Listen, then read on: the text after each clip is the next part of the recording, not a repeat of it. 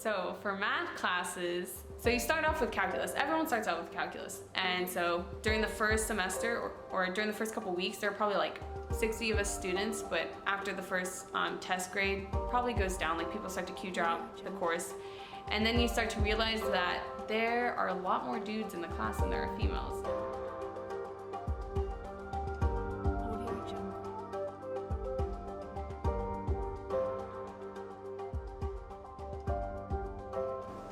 So I think my first few classes in mechanical engineering, I was able to count one day just like how many people were in the room and how many of them were girls, just kind of like really quickly.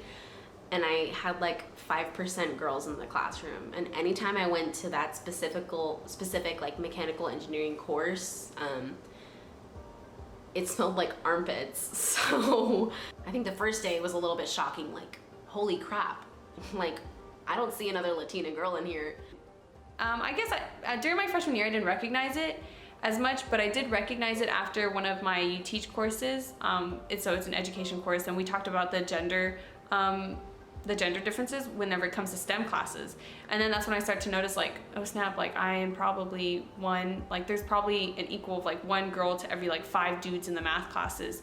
So that was really hard because I was so intimidated because there's all these dudes around me and they're asking all these questions and they sound like they know everything, and I'm just over here like, I'm scared if I ask a question and if it sounds dumb, I'm immediately people are gonna think, oh, she doesn't know what she's doing about what she's talking about because she's a female. It's hard because I think that women in classes a lot of times feel the pressure. They feel the weight on their shoulders that I am only 1 out of 6 girls in this room of 50 or something, you know, whatever the numbers are, they feel it.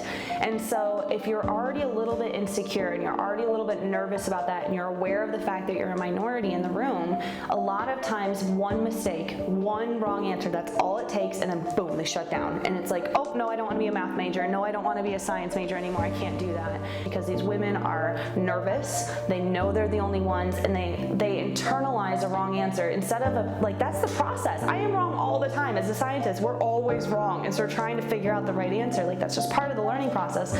But they internalize the no as a negative, and then I can't do this. Maybe there is some truth about a woman not being able to do science. You know, what is this? And it gets inside, and women can eat themselves up. We're so hard on ourselves. We're our biggest critic. I mean, we have to be beautiful inside, outside. Our brain has to be perfect. It's just a lot of pressure.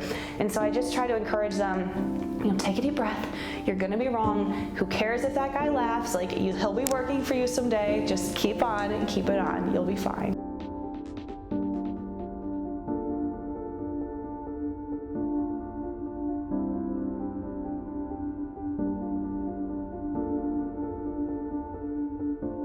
In my first mechanical engineering class, it's this like old white guy who brings in speakers every single class, and all of them were white males.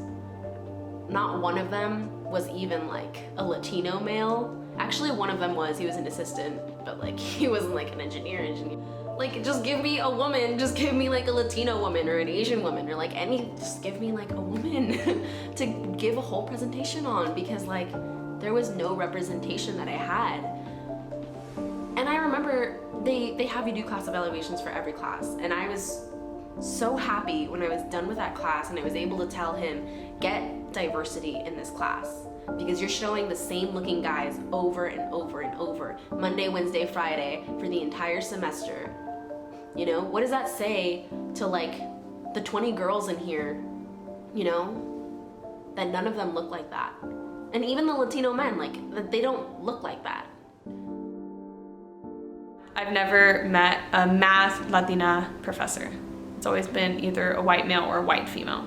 The worst part about not having representation or not having a female chemistry professor that you can talk to, the hardest part is that you don't have a mentor. You don't know what it's like, and you honestly might think that it's not possible.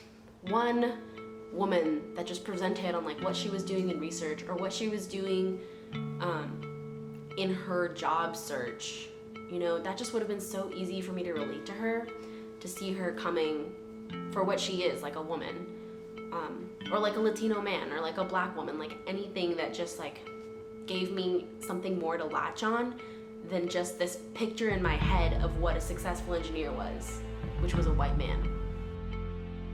You need to see a woman that looks like you having success in the field. That's a way for you to know it's possible. The best research is going to be when we have people from every single background in there who think completely differently. Right now, we have all white men in the lab, and that's what that's been traditionally been. They've been talking to each other, thinking about research and science from their point of view.